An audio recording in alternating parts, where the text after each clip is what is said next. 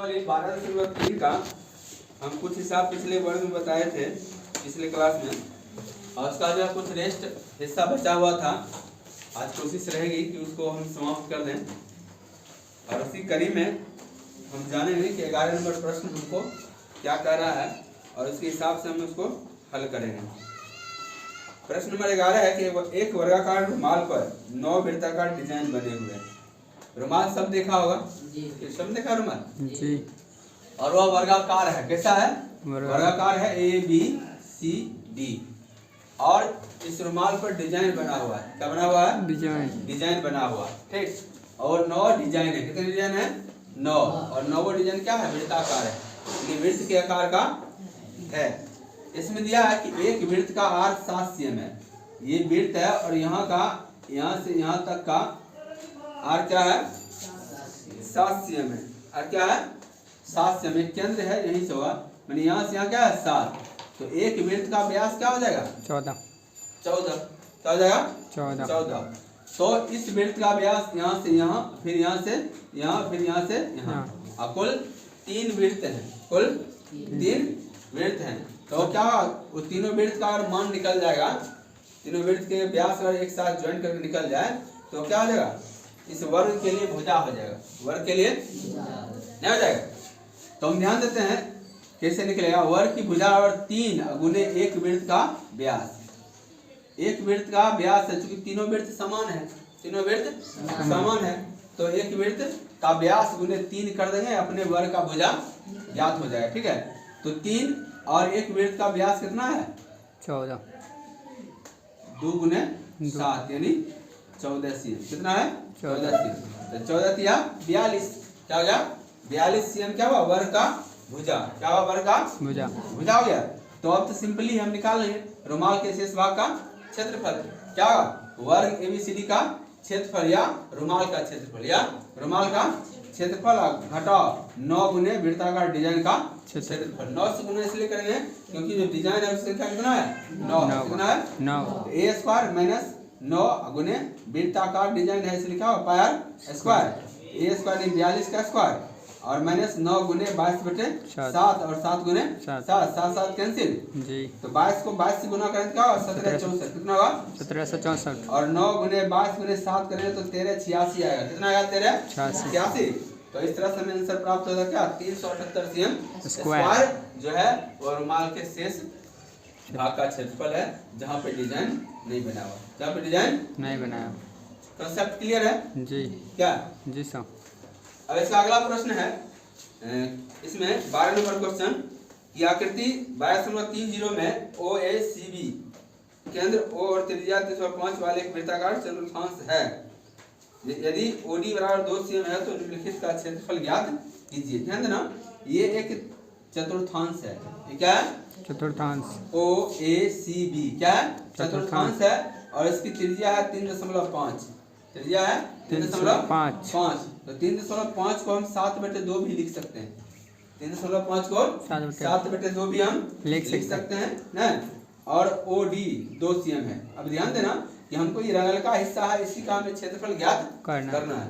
Simply हम क्या करेंगे कि ये जो चतुर्थांश है OACB, इसके क्षेत्रफल में से अगर इस त्रिभुज का हम क्षेत्रफल सिर्फ घटा दें क्या निकल जाएगा जी। तो क्या करें इसके लिए? पहले पहला प्रश्न है कि चतुर्थांश ज्ञात करना है। तो वृत्त का चतुर्थांश OBCA का क्षेत्रफल क्या होगा? 1/4 पायर स्क्वायर। तो 1/4 हो गया 22/7 और फिर 7/2, 7/2, ये 7 कैंसिल, 11 दूनी 22, 11 बटा में क्या होगा? 4 दूनी 8। ये तुम्हारा क्या होगा? चतुर्थांश का क्षेत्रफल। अब छायांकित भाग का क्षेत्रफल पूछ रहा है, तो इस ये जो आकृति है चतुर्थांश, उसके में से त्रिभुज का क्षेत्रफल क्या करेंगे? घटा देंगे, ठीक है। ध्यान देना, छायांकित भाग का क्षेत्रफल बराबर वृत्ताकार चतुर्थांश OBCA का क्षेत्रफल घटाओ त्रिभुज OBD का क्षेत्रफल। तो चतुर्थांश का क्षेत्रफल तो यहाँ निकला है 77/8 घटाओ 1/2 आधार गुने ऊंचाई। आधार गुने ऊंचाई, आधार है 3.5, क्योंकि यहाँ से यहाँ तक है तो वृत्त का त्रिज्या हुआ तो त्रिभुज के लिए आधार हुआ, त्रिभुज के लिए आधार हुआ। तो 7/2, इसका हाइट कितना है? 2 cm। हाइट कितना है? 2 cm। तो 2 हो गया, ये 2 कैंसिल, 77/8 घटाओ क्या हुआ 7 गुने 1 2 इकाई 2 7/2 तो 2 और 8 का लघुत्तम 8 और ये क्या होगा 77 घटाओ 7 चौक 28 यानी 49/8 ये तुम्हारा आंसर आ गया। क्वेश्चन नंबर 13 है, कहता है कि आकृति 22.31 में एक चतुर्थांश OB BQ के अंतर्गत एक वर्ग OABC बना हुआ है और इसमें OA बराबर है 20 cm है, तो छायांकित भाग का क्षेत्रफल ज्ञात कीजिए। ध्यान देना ये भी चतुर्थांश है OQBP, क्या यह चतुर्थांश है और OABC एक वर्ग है, क्या है वर्ग है और इसमें OA का मान दिया हुआ है 20 cm, कितना है 20 cm। ध्यान देना कि त्रिभुज AOB में क्या OA बराबर OB बराबर OB OA बराबर AB होगा, OA बराबर AB होगा, OA बराबर AB, क्योंकि OA AB BC CO ये सभी वर्ग की भुजा है, वर्ग की भुजा है। वर्ग की भुजा क्या होता है बराबर, क्या होता है बराबर होती है। ये 20 तो ये भी 20 और ये क्या है वर्ग का विकर्ण है, क्या है वर्ग का विकर्ण, वो भी क्या है वर्ग का विकर्ण। तो वर्ग का विकर्ण इसका सूत्र होता है a√2, क्या होता है a√2, a है 20 हो गया √2। अब ये हम निकाल लिए OB, तो यह वर्ग का विकर्ण भी हो गया, इस चतुर्थांश के लिए त्रिज्या भी हो गया है, ठीक है। क्योंकि मान लो ये क्या दरवाज दे यहाँ टच किया, यहाँ टच करा तो ऐसे राउंड होगा राउंड ऐसे, तो ये राउंड होगा तो वृत्त बनेगा, तो वृत्त के लिए क्या होगा त्रिज्या, क्या होगा त्रिज्या, तो वह चतुर्थांश के लिए भी क्या होगा त्रिज्या होगा, क्या होगा त्रिज्या होगा। तो ध्यान देना छायांकित भाग का क्षेत्रफल बराबर क्या चतुर्थांश OPBQ का क्षेत्रफल घटा वर्ग का क्षेत्रफल।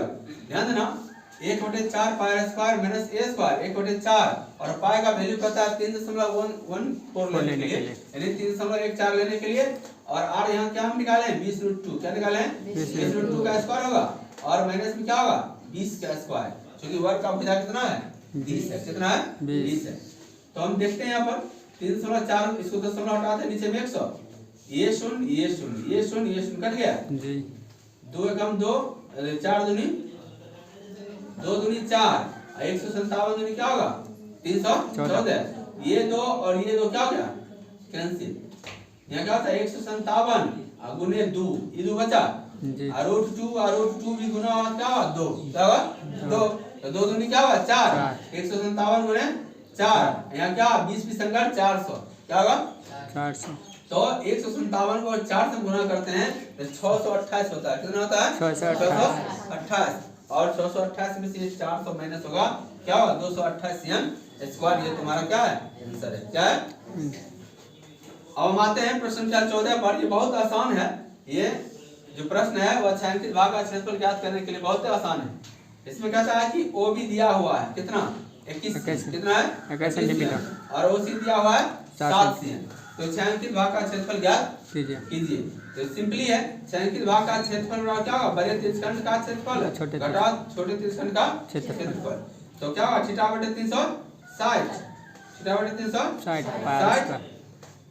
पाई r capital R square minus θ/360 pi r small square ना स्मॉल r स्क्वायर, तो θ/360 और पाई को हम कॉमन ले सकते हैं क्योंकि दोनों में सेम है, यार इसका वैल्यू कितना है 30, कितना है 30, कितना है तो 30/360 गुने पाई ये बरकरार है 21 के स्क्वायर घटा 7 का स्क्वायर, क्या होगा इसको काट दिया 16 कट गया 3 एकम 3 12 दिया 36 1/12 अब पाई का मान 22/7, 21 को 21 से गुना करें तो 441 और 7 को 7 से गुना करके 49।